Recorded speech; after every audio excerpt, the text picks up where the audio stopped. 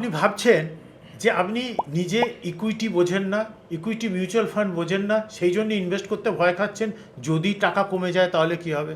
আমাদের research team 44 ইয়ার্সের data research করে দেখেছে যে যদি কেউ 1 বছরের জন্য ইকুইটি মার্কেটে ইনভেস্ট করে তাহলে তার ওই ইনভেস্টমেন্টটার নেগেটিভ রিটার্ন পাওয়ার প্রবাবিলিটি আছে 28%, আর পজিটিভ রিটার্ন পাওয়ার প্রবাবিলিটি আছে 72%। এবার তাহলে এই নেগেটিভ রিটার্ন পাওয়ার যে প্রবাবিলিটিটাকে এটাকে কমাতে গেলে কি করতে হবে, ইনভেস্টমেন্ট টাইম হরাইজনটাকে বাড়াতে হবে।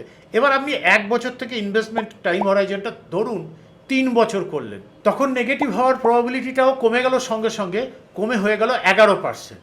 এবার আপনি টাইম হরাইজনটা আরও বাড়িয়ে 5 বছর করলেন, তখন আপনার নেগেটিভ রিটার্ন পাওয়ার প্রবাবিলিটিটা আরও কমে গেল, কমে হলো মাত্র 4%। এবার আপনি টাইম হরাইজনটা ইনভেস্ট করার টাইম হরাইজনটা আরও বাড়ালেন 10 বছর, তাহলে নেগেটিভ রিটার্ন পাওয়ার প্রবাবিলিটি হয়ে গেল 0। যিনি ইনভেস্ট করেন তার ইনভেস্টমেন্ট ফাইন্যান্সিয়াল গোল অনুযায়ী তিনি লং টার্ম ধরে ইনভেস্টমেন্টটাকে ধরে রাখতে পারেন, এটাও কিন্তু রিসার্চে দেখা গেছে। এবার আপনি কিভাবে নেগেটিভ রিটার্নকে অ্যাভয়েড করে আপনার ফাইন্যান্সিয়াল গোলগুলোকে ফুলফিল করবেন, এটা জানতে আপনি আমাদের এক্সপিরিয়েন্স ট্রেন্ড ওয়েলথ কোচদের হেল্প নিতে পারেন। এই যে আমাদের কন্ট্যাক্ট নাম্বার রয়েছে, এখানে আপনি যোগাযোগ করে অ্যাপয়েন্টমেন্ট করতে পারেন।